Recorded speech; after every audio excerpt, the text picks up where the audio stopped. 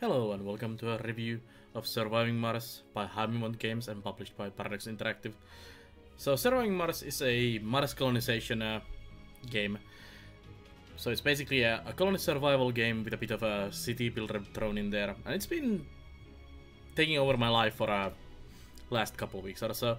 And it's pretty damn good, nice game. So let's jump into it again. I'll show you how it works and tell about some of the things and let's see how it is. Anyways, so let's start immediately from the menu here. So this is the main menu of the game. You have easy start, you have a new game, you have a load game, and what I'm actually more interested to tell you about is the mod manager and the mod editor. So like a lot of Paradox games, published and developed games, it has pretty damn good support for modding. It has a built-in mod manager and built-in mod editor, and they're fairly easy to use even if you don't know too much about like modding of games or programming or anything like that yourself. It's fairly easy with a little bit of tinkering to create new small mods yourself. It also supports workshop, so you're gonna be seeing a lot of modding in the workshop, hopefully, I would imagine. And it supports Lua, so pretty much whatever you can make with Lua, you can run in the game. So I see a lot of opportunity and possibility there.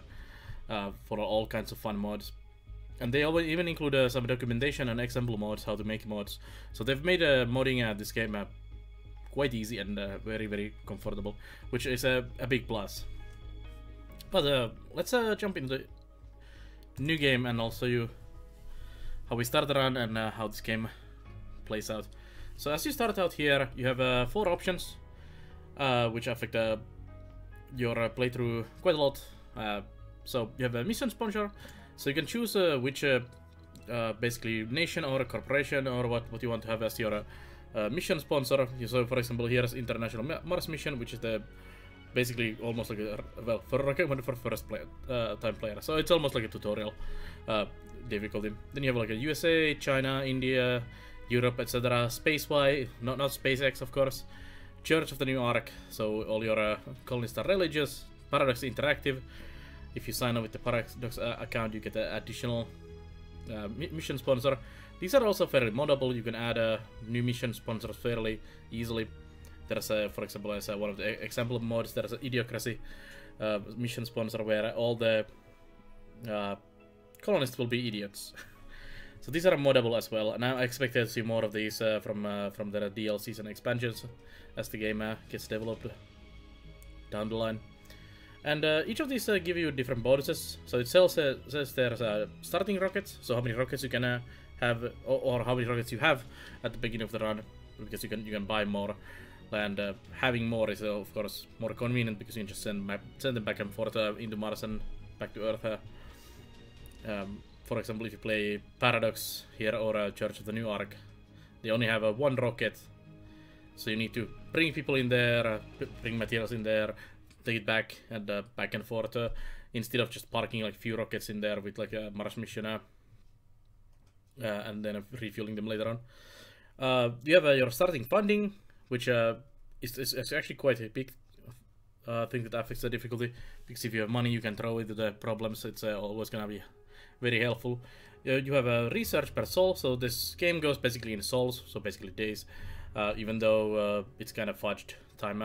It's not really days, even though it says days. It's kind of similar like in City Skylines. You have like a day-night cycle, but it's actually more like years. And research is for the research, of course. So you go through your research tree, get new technologies and that, and you get a bit of starting research from your sponsor. There's, for example, Church of the New Ark, who doesn't have any research, which makes the immediately a lot more difficult, because you have to figure out other ways to get ready your starting research and get some research going in your colony. You have starting applicants, so how many people there is basically wanting to go to Mars, like your pool of people with different traits where you can choose from, and it's quite nice to have a big pool of potential nice candidates, or just have like a very small pool of candidates, and you may have to take some people with some flaws as well, not just these best and the brightest of the earth, but maybe some idiots and alcoholics and annoying whiners and all kinds of bad guys. And then each of these has also a separate small bonus, like the India here gives you building costs reduced by 20% and it gives you a bonus tech at the beginning of the game. And all of them, even though it seems like they have only a couple of different things to them, they all play a bit differently because of that, like especially like how you have to start the colony depends a lot. Also the difficulty is a bit of a... well, it's not really exactly represent the difficulty 100% correctly. Like you see the difficulty bonus here, which is dependent on which one you are playing. And Paradox Interactive, for example, is saying it here it's the hardest, but I would consider it actually one of the more powerful sponsors. It's just the beginning is a bit harder. On the other hand, like Church of the Ark here is really difficult to start with. But for this this run, we're just going for the international Mars mission because it's easy and simple, and has a lot of resources to show off early on. So we'll get this one. And then next thing you choose is the commander profile. So there is another list of different commanders you can choose. These are also moddable. So basically all of these give you one bonus tech, and then small buffs depending on things that change. Actually quite a lot of things as well, how you like start out and how you plan out. Like for example, a rocket scientist here gives you an extra rocket, which can be really good for those sponsors who have only one rocket. And then having shuttles and long-range transportation available immediately is also pretty powerful. And all of these are actually... The good thing about this is that every single one of them are actually nice and fun and not bad, but just different. So every one of them is viable, which gives you a lot of like replayability, doing different combos of sponsors and commander profiles.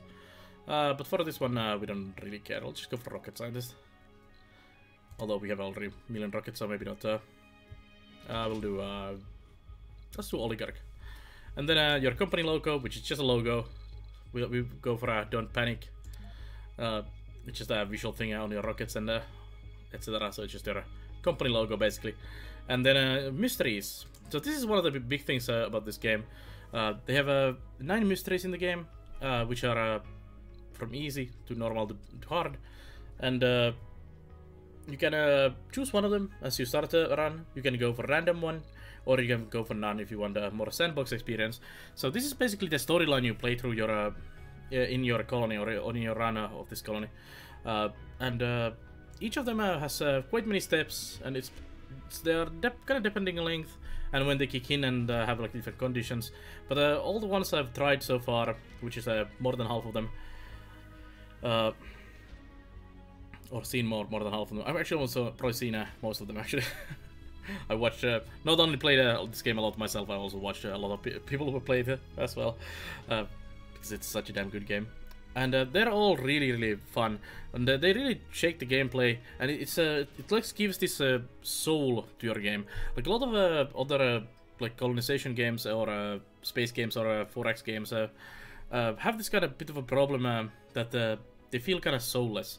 Like you have the base mechanics, which can be good or bad in some cases, and you have like this, yeah, let's make a colony there, and it's a random alien planet somewhere random off in the random galaxy with some randomly generated random aliens and some randomly generated pink, purple plants and whatever. And it's like, yeah, we get it, it's an alien planet, but there's like no soul, like no feel to it at all. Like it's just a very basics of like a alien world, and it doesn't like have like a storyline or anything. So these actually provide that, at least in my opinion, they provide like this soul or character to the game, that you have not just a Mars mission that's trying to survive in the Mars, but there's also this like this other thing going on, which could be like the Third World War or finding aliens on Mars or something like that. And then you have this like other thing happening as well, other than just, oh god, we're dying and oxygen is running out, the colony is on fire, we're gonna die. But you also have this other thing to deal with that as well. Usually the colony is on fire and dying also because of these. So there's that as well. We'll just go for random on this. They are usually a bit later game, so it's almost like the end game or mid to late game of your run. So usually they kick in around like Sol 75 or later, and you deal with them usually by 150 souls or so. depending, of course, on your mystery. Like some of them are triggered by yourself, so you can just wait out later and when your colony is better, and so on and so on. Some of them just happen whenever, and I think some of them have certain trigger conditions also, and so it depends a lot on a mystery, how it happens and when and all of that. But it's basically your late game. So basically, what you have an early game where you have this colony and you're trying to survive and kind of stabilize the colony, and that's like your start of the mid game. Then you have this evaluation, which I will show you once we get into the game a bit more, and then you have also your mystery. That's more like the late game. And then once you've done with your mystery and your evaluation, and you have basically a stable colony, the game opens up into like this sandbox basically, where you just can build your wonders and all the fancy stuff, and just try to make as big a cool colony as you want. But we'll go for this options for now for this run. And then we gotta come here. We come here with our very Swedish colored ship. This is the first ship we have that we're gonna land on the Mars. It's blue and yellow because of the sign-up bonus skin. There's different colors. I'll show you some alternative skins as well once we get to the planet. You can name your rocket.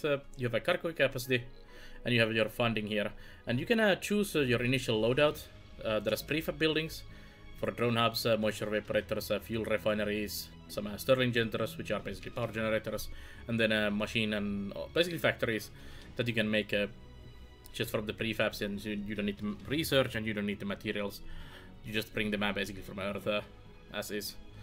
And you also have rovers you want to bring in. You have some drones, early drones. You can bring some materials. Usually these are like panic mode. If you bring concrete or metals or food, you pretty much have those on Mars, and you can produce them on Mars fairly easily. Polymers and these are more like advanced materials, so you might want to bring some of these every now and then later on you produce them through the factories once you get your colony established. And then you have probes, and actually I'm gonna bring some more probes on this run. We don't need Stirlings on this run. I'm gonna drop those, and I'm gonna get a bit more orbital probes for us. So depending on how you want to run your run, also depending on your sponsor, how much money they have and all of that, how many rockets you have, you might want to change out like this layout. Since we are the International Mars mission, we have a very big ship and a lot of money, so we can bring up a lot of stuff on our first ship. But if you have multiple ships, you can just immediately send a second one after the first one and bring more stuff in. We'll just go for those. So then we come to the map here. So this is Mars, as the game tells you. We are going to Mars and surviving Mars. And in here you can actually pick like any location on the planet. Like you can choose Olympus Mons here, Arthur's Mons. There's Elysium Mons is somewhere here, which is like the highest peaks of Mars. There's a Viking, if I remember correctly, Viking land here. Yeah, Viking 1 landing zone. There's a Mariner Valley in here, and a lot of these like named locations. There's Arabia Terra in here. There's also these suggested locations. So these are basically suggested by the game as potential like nice locations to land. They're always the same, but they're named like these locations on the map.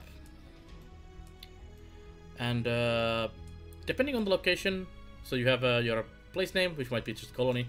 You have your coordinates, and this is actually basically your seed. So if I land here and you take the same coordinates, which you can actually add directly into the custom coordinates here, you will get the same map, like exactly same map, like the landscape. But your starting tile and your resources will vary depending on randomness.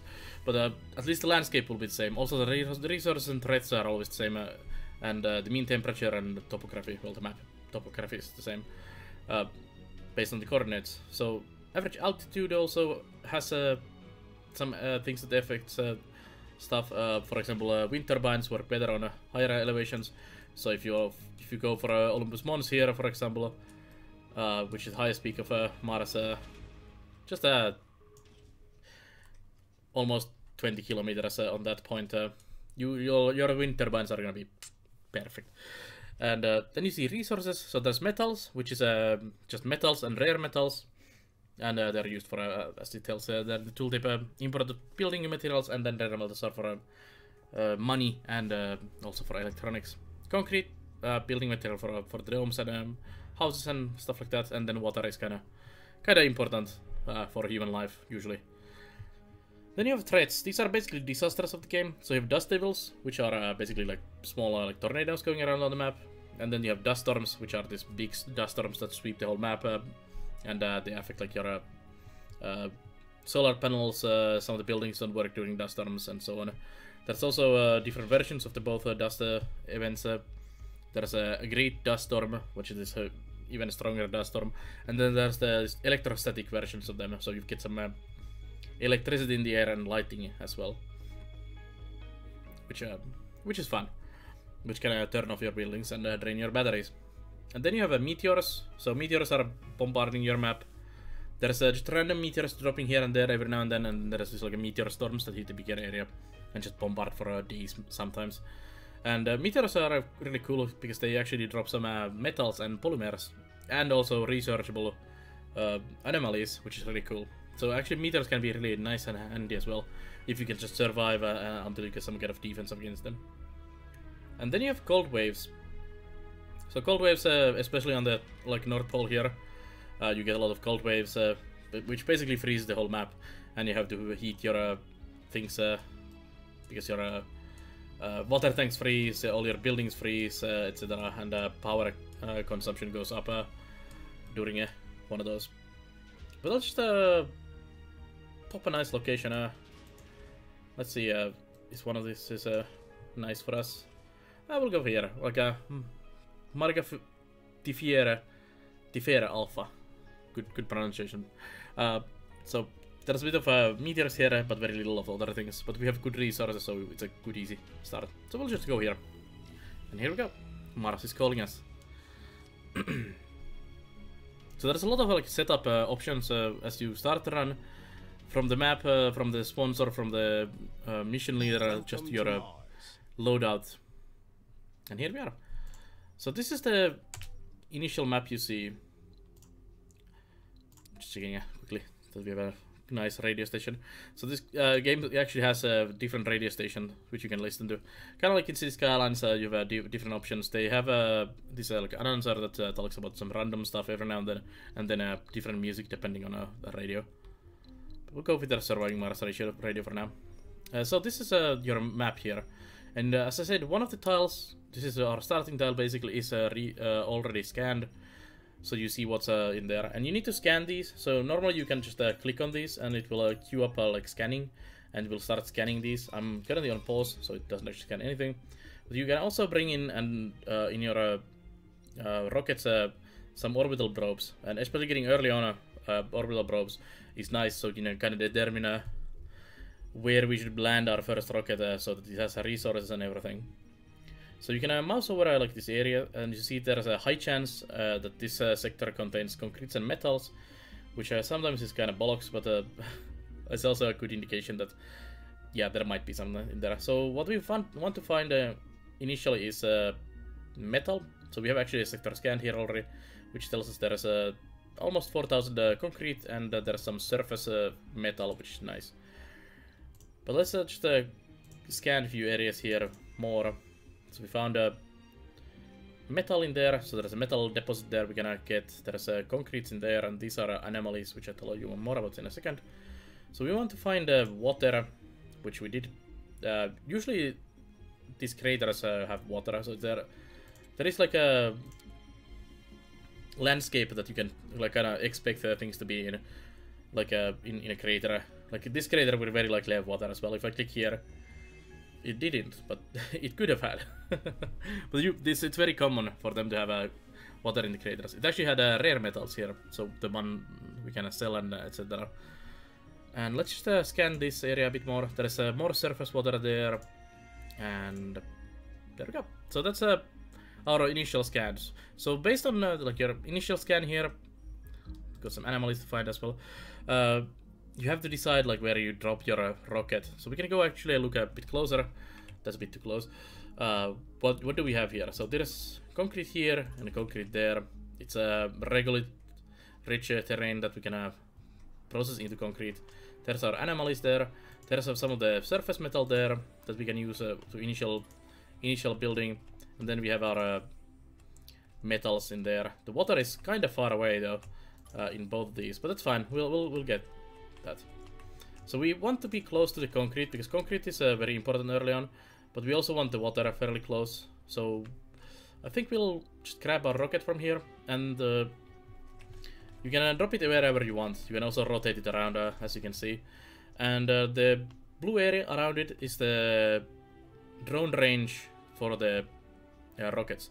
So you can have drones on your rockets, you can have them on your rovers, and you can have them in the drone hubs as well. So this is the build area basically around the rocket, and you want to have the metals and some concrete and hopefully water as well as close as possible in this initial area. So we'll just drop it there and land it on that location. I'm also gonna speed up the game to speed 3 so we can get through this faster. So here comes our rocket, and here comes our rovers out of there, and then our drone of army. So we have a rover here which has the same building area. It's kind of smaller, but also has the same area, but it's mobile, so it's gonna be handy for our water and everything in there, for example. And then we have a explorer which we can send to explore this anomaly here. There's several different types of anomalies. This one is unlocking new technologies. There's one that gives you research. There's one that's like special events, and then there's one that's breakthroughs. So what are breakthroughs and unlocks in these? So it's your research tree. So this is the research tree of the game, and you have biotech, engineering, robotics, physics, social, and breakthroughs. So these are your 5 basic research options, and this tree is randomized. So you always have the same technologies in this list, but they're in randomized order. They have some kind of tiering system, so that some of the later game techs, like wonders, are always at the end here, and some of the better tech is always towards the end of the research tree. But it is randomized between each playthrough. So if you did another run, this would be all different in the beginning here, but usually somewhere close by here. And we have actually pretty good initial research there to give us a bit more research. So here is our sponsor research, and we can get some more research by doing like this one. We can also build research buildings. We can also check out the anomalies. That gives a direct like lump sum of research for you. You can also outsource research back to Earth with money. That gives you a certain amount of research for next 5 days or so. And each time you research one of these, it unlocks the next one. But if you have for example, we have this anomaly here. So let me actually just get this anomaly here quickly researched. So as I said, we have these 5 here currently unlocked, and if I research this one, it unlocks the next one. But these anomalies here actually allows you to skip ahead without researching the next step. So this one will, for example, unlock a couple random ones. Sometimes all 5 trees, but sometimes just like 1 or 2. It can put like a 2 in 1 tree as well. And there's a lot of randomness that comes from this research tree, and also like replayability, because it's gonna affect how you're gonna start your run if you don't have like certain tech. For example, if you get a bigger dome, which is basically where you house your things, or if you get a certain like a bigger house, or if you get certain other tech early on, it's gonna affect a lot how you start out. Milestone achieved. So we completed our first research, and it has 5 researches that it unlocked here. So let's go check this. So we unlocked basically next tier for everything from that one anomaly. So instead of now researching this, we can just skip directly, for example, here, and it will unlock the next one. But if I go back, then again, it's gonna unlock then one in here. So it's really nice that you can basically explore, find anomaly, and basically skip ahead on the research, and then just go and pick and choose which ones you want. We'll do this social research here as our first one. You can also queue up multiple ones if you feel like doing that, which might not be better. There is actually another research one there from our explorers. So there is this bottom option, which is breakthroughs. So there is anomalies that give you breakthroughs, and they are completely random. There is 55 of those in the base game, and you usually get like 10 to 15 or even less on some runs that you can find in your single playthrough. So you get about like say fifth of the whole total, and they're totally random. So there are also these like really powerful technologies. Like there's very huge game-changing technologies there, and what you happen to get randomly will affect a lot how your gameplay will go. So for example, let's go back out of here. So I showed you these resource slots here, or these resource deposits here.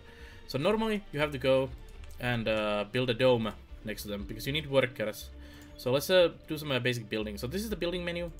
So here in here you have infrastructure, power, production, life support, storages, domes, home, education, research, dome services, dome spires, and decorations. I'll explain a bit more about some of these as we go. But the first thing I usually like to do myself is like a plan where I want to have my initial dome.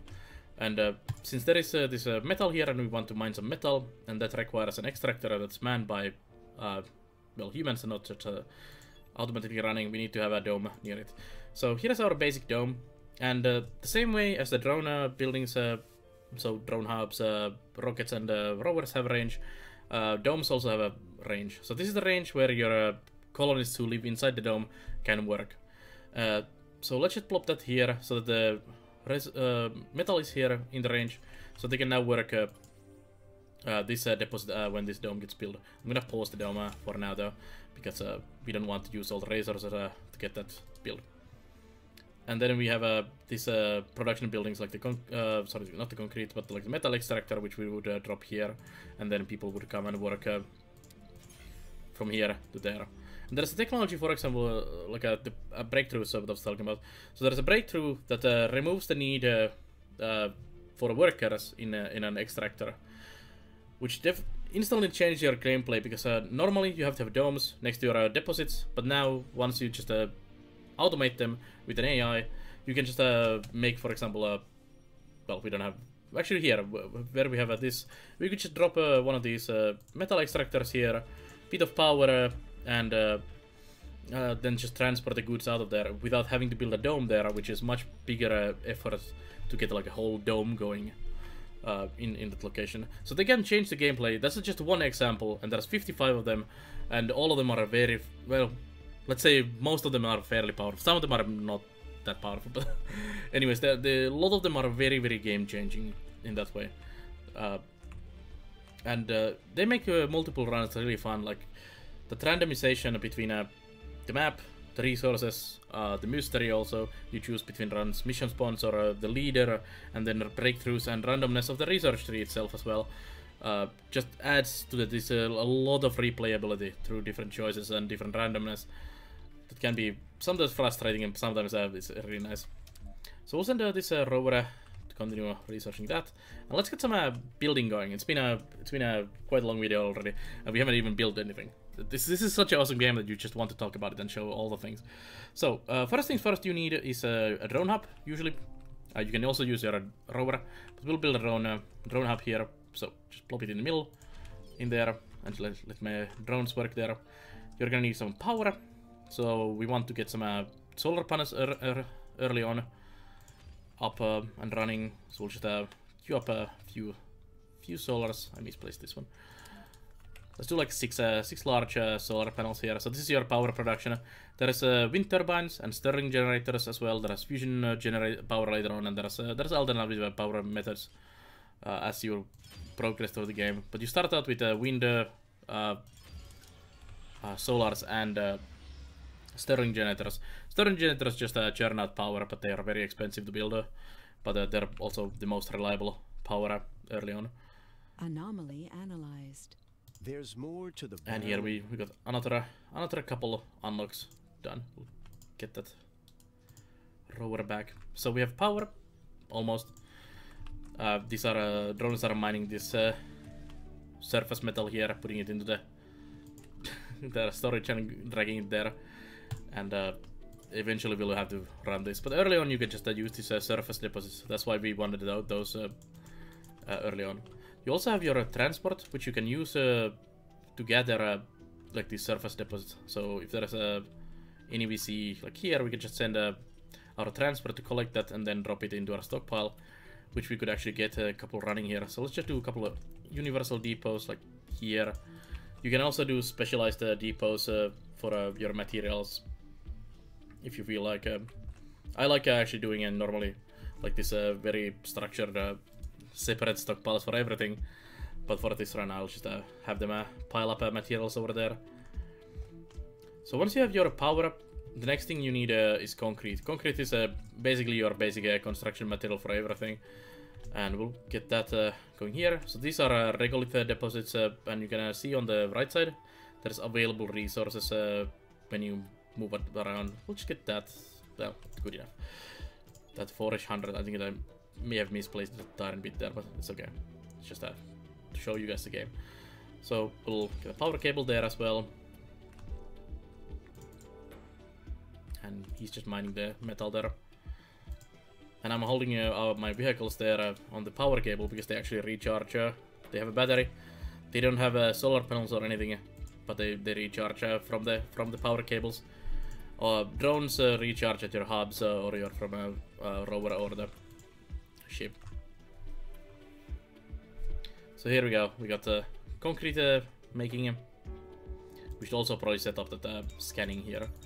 So I'll just queue up the scans out there. And now we have some concrete being extracted. This roller just extracts concrete until it's done, and then you can abandon the building and move to the next one. So now that we have a extractor, we need to pile up this waste rock somewhere it produces. So depending on the grade of the deposits, you get waste rock. Average is okay. Sometimes you get just crazy amounts of rocks. So we'll just pile up the rocks here in the stockpile, or rock stockpile. We can use this later on to make concrete out of the rocks as well. So there's a point putting it somewhere. But also if you don't put it, it just stores into here and it gets stuck with too much rocks and then piles them around itself. So we ran out of power because it's nighttime and my solars are not running. So next thing we need is basically power accumulators, so batteries.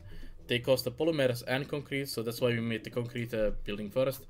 And we'll just plop down a few batteries so that we can last over the nighttime as needed. I'm gonna make a couple more solars just in case.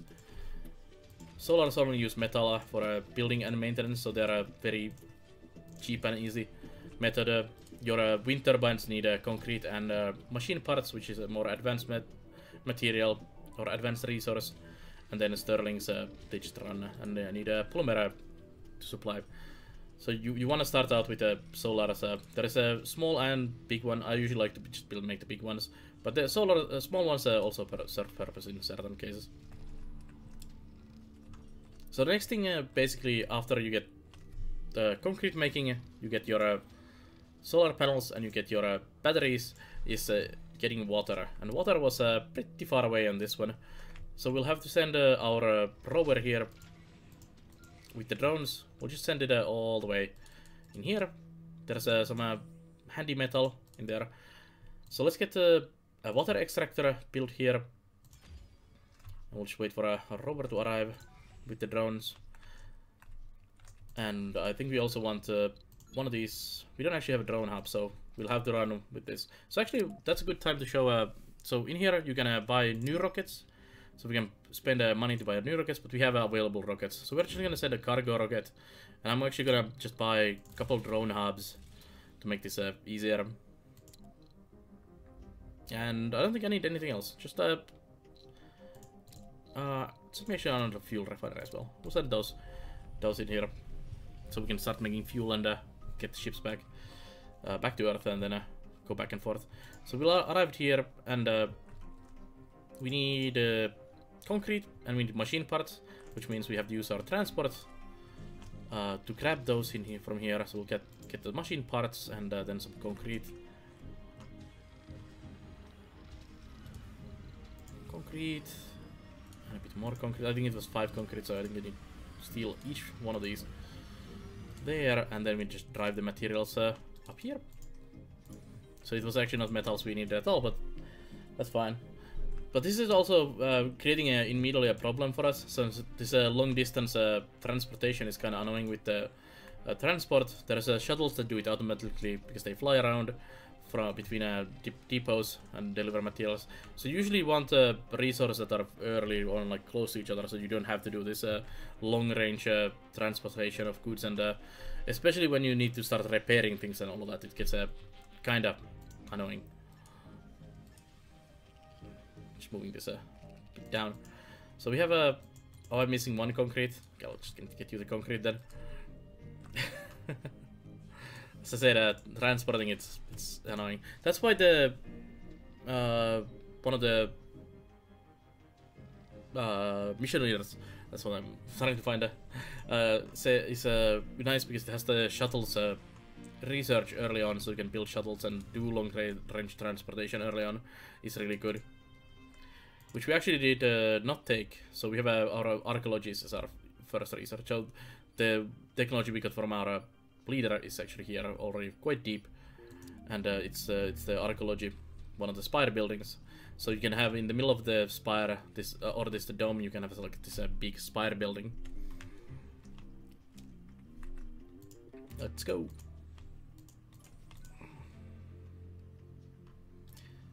Oops. No need to move this. Okay, so you go here, and that one drone picks up the last material needed. We also need a long power cable. Actually, a couple of Stirling generators would have been nice here. Actually, what we're gonna do is we're gonna make a separate power for this. So I'm just gonna plop down one solar panel. So during daytime, it's gonna make power for our mining here. It would make a lot of sense to build like this big extension cord all the way back to base, so the power is coming from there. But for now, we'll just do this. So our second rocket is here. Scanned. So I'm just gonna drop that kind of in the middle there. Research complete. So our first research is done, and we'll just get the next one. And then we're gonna need a not power line, but a water line. So a pipeline out of here. So we're just gonna pull this long pipeline through here, all the way back to the base. This is what we need. There. So it's gonna be quite a long line. And after this, you're gonna need some water tanks. So somewhere to store your water from your water mining. We could actually store it right here at the source. And then we're gonna need moxies, which produce oxygen, which is this kind of building, and then a couple of oxygen tanks. And this is like the basics of a colony you need to get running. So there's quite a lot of a setup just to get like a basic colony, and you can even be more fancier than this. There's moisture evaporators also that produce water for you, and there's valves and lots of things you can do, just basic setup. And then you get a full fuel refinery, which needs power and water to make fuel, which you can use then to refuel your rockets and send them back to Earth. Bring some exports back to Earth and all of that. So this is just like a basic setup of a colony, which is really nice. And there's usually not too many ways to do it early on, but depending on your tech and everything, it might change a bit and what you bring in your first rockets. But let's load up one of my further going colony, so you see a bit more later game text and not just like the initial one. Let's load up from like here. So I'll show you. So this is one of my other runs where we are about 120 souls into a run. Colonists. And this is like a bit more developed colony here. As you can see, we have a couple domes. Let's slow up the timer to normal speed. We have a lot of wind turbines, and this is one of the domes here. Let me change. I've shown. Going to show you the skins as well. So this is the basic rocket skin, and when you click on here, you can change the skin color if you have different skins. And there's different skins for your domes as well. So you can click on this dome and change the skin. This is the basic dome, just this bubble where you live inside, and then you can click on this to change the skin. And some of the pre-order bonus and etc. have different ones. So this is basically your basic dome where you live, and there's different sections where you can build. So we have, like, for example, farms here. We have housing, and we have some needs like diners, small gardens, infirmaries, and grocers in there, which provide different services that your colonists need. So, for example, if you actually click on the dome, we can see here average comfort. A lot of colonists are complaining about things, their needs are not being satisfied in this small dome, which is actually kind of impossible because you can't fit everything into like a small dome, but you can later on get like bigger domes, like mega domes and stuff like that, and it's really cool. So you can do farming inside your colony. You can also do hydroponics, which is actually the base tech. So farm is actually some unit research, and then you have fungal farms, which I don't have on this one, which actually come outside here. So it's just a choice. Do you want to waste space inside the dome? Do you want to do it outside your dome? Do you want to use hydroponics or normal farms?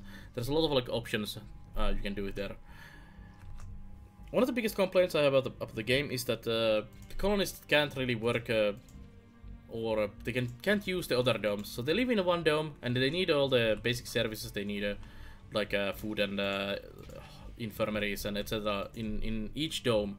So in this dome I have all 3 of these buildings. In this dome I have all 3 of these buildings, etc. So they can't you can't specialize like domes. Well, you can kind of specialize them, but like this is a farming dome here. This is more my education dome here, but I would like to be able to specialize them even more, that all my farming was in the one dome, and they go work in the farm there. I have industry in one dome, I have education and government in the other one dome, one of them is living dome, but you have to like spread things between the domes, and especially with the small domes, it's kind of difficult to do, because you can't fit everything in there. Also, you can see here some spire buildings. So this is the water reclamation spire here, and there's other spires also available, like network nodes, archaeologies, medical centers, hanging gardens, etc. You can build inside the dome, and these give great buffs. Some of them are also workplaces for your guys inside the dome. Your people can move move houses between the domes, and it actually automatically balances your domes as long as they have access. And if you have this shuttle system here, which moves goods along or like transports resources and people long term, you can travel big distances. But also, if you have the domes next to or close to each other, they just will walk from dome to dome and basically move there when there's free space. And it also tries to balance that if you have, for example, this like a farming dome here, botanists try to move into this dome and work in there if it's possible. You can kind of shuffle the people around as well with some of these like trade choices here. So we only have idiots, for example, in this dome if you really wanted to do it, or only fit people can live in this dome. And you can kind of like have specialist domes that way. Like I've had a dome for what I called life and death dome, where I had children and senior people living only. So it was children living in nurseries, getting education from school and university, and then old people living in houses and dying there. Basically, it was like a space Florida, and it was quite nice. And I really enjoy building these domes, but I feel the game opens up much more once you get the bigger domes. Like basic domes are like basic survival early on, and then once you research medium domes, which I don't think I have on this run yet. I'll show you another playthrough quickly with a bit even more developed map. On this map also I had to so this is my main base where we started, and I had to get rare metals, and there's no rare metals at all in this corner of the map. So I had to actually build a tunnel that goes down here into this triangle of tunnels, and then another tunnel that goes all the way to the edge of the map here, and we have a dome all the way here just to get this underground metals. So let me load up the even more developed map, and I'm not sure if I have what it is. Oh, maybe that's this one, Paradox Interactive 200, and so this is almost 300 souls in, so way into the late game. And on this one we have some wanderers, we have some big domes and everything. I'll just skip into a big dome here, and let's remove those. So here we have one of my bigger domes, and you can see, as you can see, to compare this small dome and these big domes, there's quite a lot of difference in here. There's another dome down there. And here we have a lot of housing. This was is actually just for housing. So we have a lot of farming. We have some basketball courts. This is the archaeology building, which actually comes out of the dome. Let me change the skin of the dome. So it actually comes through the dome there, and it houses some more people as well. There's people living there. So you can see, like, this one has 6 triangles of space, which can be split into multiple buildings on small number of buildings. But usually, like these buildings take like this triangle of space, and in this one you have 24 of those. So you can see that you can instantly fit a lot more things into one dome, like housing, better housing, smart homes, a lot of farming, and then a lot of services. And the fact that you have to have services in each dome wastes a lot of space. You almost waste like 2 triangles at least per dome of space, and if you have only 6, it's kind of rough. When you have a big dome, you can do a lot more. This is another dome in here, where we have another different kind of spire in the middle. Then this is my education and research dome. So we have a university here, which is broken currently apparently. Some housing, my electronics production is here, our science institute, and there are some children as well in here.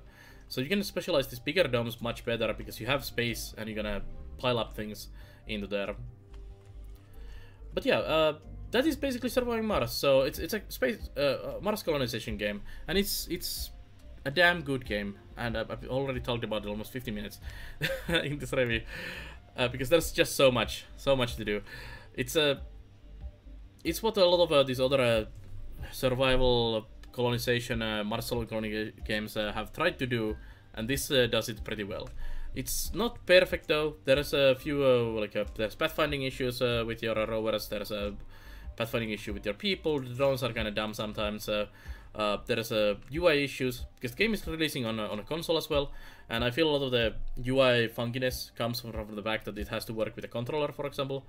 Like managing your colonists is annoying. There's no really good way, like have a master list of people that you're gonna see of people. You can just kind of see numbers here and there. Also managing, like micromanaging, like you have botanists, but you want to them to live here. It's annoying to find like this one botanist guy to move them from dome to dome, and all of that. There's also no like drag area, because sometimes I would like to drag a group of drones here, and then assign them with this button to like this rover here from this drone hub, but it just doesn't allow me to do it currently. So there's problems like that with the UI. So if I wanted to move, like mass move these drones from this hub to another, the only way to do it is actually clicking on this drone, clicking this drone, go here, click this drone, go here, and etc.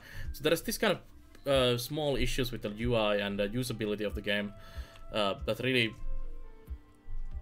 well, it's not really good for the game, especially because when you send more people into the colony through resupply here, and you go for a passenger rocket, and you have the same age groups, you can choose like which kind of people you want. I only want sexy colonists, for example, sexy geniuses, and these are very much encouraged. And then you go into the review option here, that I want specifically like this medic guy, this geologist, this officer, this engineer, or like a bunch of geologists, and then launch that ship into the Mars.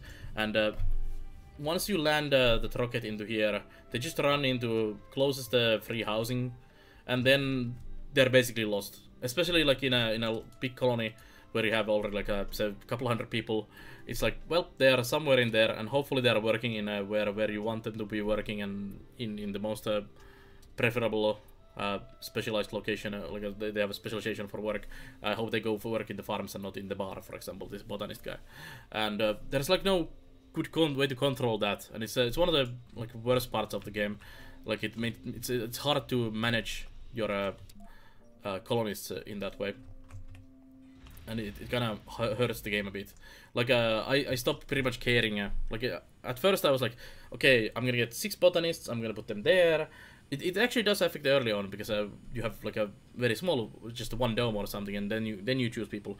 But then later on it's like, well, I don't care, just live there. I'll just get people educated, and hopefully they live there. Actually, the education system in the game also just automatically. There's a manual version and automatic version. Automatic is the default one.